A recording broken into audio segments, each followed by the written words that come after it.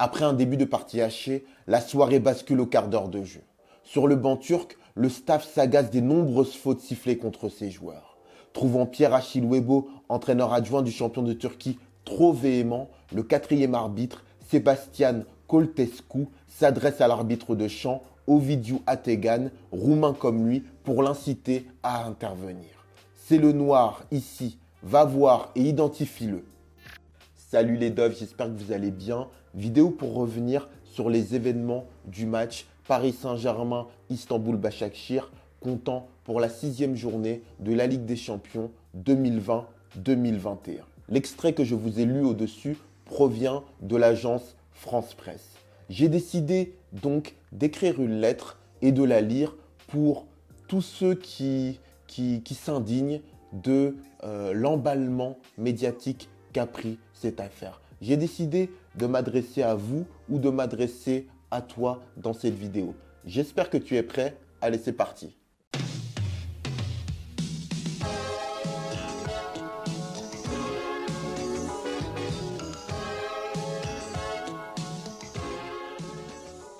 Ce mardi 8 décembre 2020, des footballeurs ont décidé de sortir à l'unisson afin de protester face au racisme dans le football.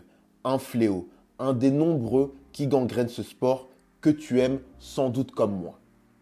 Alors qu'une majorité s'est insurgée face au comportement de l'arbitre, tu t'es de ton côté indigné ou du moins tu as tempéré sur les réseaux sociaux l'emballement médiatique suscité par l'événement. Arrêtez de dire que l'arbitre est raciste. Négrou en romain, ça signifie noir. Ça n'a pas la même connotation que nègre en français. Il ne s'adressait pas à Webo, mais à son assistant. Tu ajoutes, on ne peut plus dire noir sans être traité de raciste. Lorsqu'on appelle Yachine l'araignée noire, ça ne vous dérange pas, hein? Est-ce que c'est raciste? Tu sais quoi? On va pas se prendre la tête sur la bonne foi de l'arbitre. Je vais lui faire confiance. Il n'a pas voulu dire nègre à la française et il s'est contenté de l'appeler le noir. Tu sais, on renvoie souvent les gens à leurs différences, à leur couleur de peau, à leur origine lorsqu'on est énervé. Je peux tout à fait comprendre que l'arbitre le soit vu la véhémence d'Achilwebo. Mais comme pour un joueur, on attend de l'homme en noir qu'il garde son sang-froid. Pour moi, ce qui définit l'humain, on est humain par rapport à ce que l'on a dans la tête, par rapport à notre intelligence, par rapport à notre conscience. Renvoyer quelqu'un à sa couleur de peau, c'est un symbole fort, même si tu n'en as peut-être pas conscience. La couleur de peau a été et est encore un moyen de discriminer, de hiérarchiser partout dans le monde, Afrique compris. Tu conviendras, je pense, que ça manque d'élégance, que c'est une faute de goût, et c'est un euphémisme, surtout venant d'un arbitre représentant de l'UEFA. Malgré le feu de l'action et la confidentialité de cette conversation, on peut quand même être déçu, on peut quand même être choqué d'entendre ces mots sortir d'un officiel.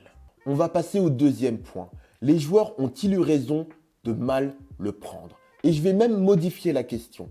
Comprends-tu que les joueurs aient mal pris les propos de l'arbitre? On va sortir de la sphère sociale pour se concentrer vraiment sur le football. Tu sais comme moi que le foot génère beaucoup d'argent. C'est le plus important, le nerf de la guerre.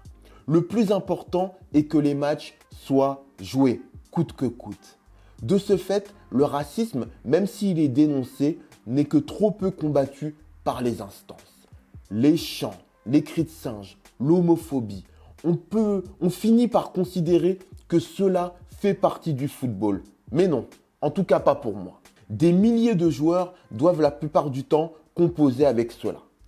Jusqu'à présent, jamais aucune équipe professionnelle et encore moins deux n'était sortie d'une rencontre pour tenter de faire réagir. L'importance financière et le risque de sanction planent. Se rebeller, c'est s'exposer, risquer de faire perdre son équipe, la pénaliser, la sanctionner avec toutes les conséquences qui vont avec, financières et symboliques.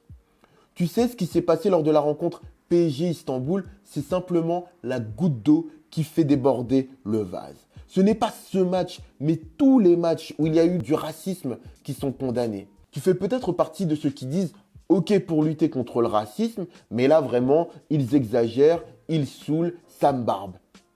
Mais tu sais, si tu n'embêtes pas, si tu ne titilles pas, si tu ne déranges pas, si tu ne saoules pas, il ne peut pas y avoir de changement.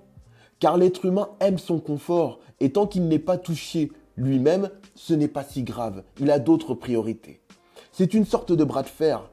Que ce racisme-là ne te touche pas directement ne devrait pas t'empêcher de comprendre ces joueurs, ceux qui le vivent, le supportent sur le terrain pour ton bon plaisir. Être bien payé ne veut pas dire tout accepter. Ils en ont marre et ils n'ont pas envie d'attendre que l'UEFA trouve peut-être une solution un jour. Ils veulent que les choses changent maintenant. Quand tu déplores que tu ne peux plus dire le mot noir en France, on a tous nos souffrances. Sans doute que tu as l'impression qu'on oublie les tiennes parce que certaines causes occupent actuellement la sphère médiatique. Ce n'est pas parce que l'on est contre le racisme que l'on cautionne tous les agissements d'antiracistes. Être attaché aux mots, ce n'est pas être chiant, c'est éduquer et tenter de changer les choses dans le fond et non dans la forme. Minimiser les problèmes des uns ne donnera pas plus d'importance aux tiens. Main dans la main. Eh les mecs, vous cognez sur des plus petits que vous? Hein? Ça a l'air vachement cool. Je peux jouer avec vous? Et s'il te plaît, tu peux me donner du feu? Ouais, tiens, voilà. Qui t'es, toi? Qui je suis? Je m'appelle Doraemon et je suis le boss de la bande de Santama.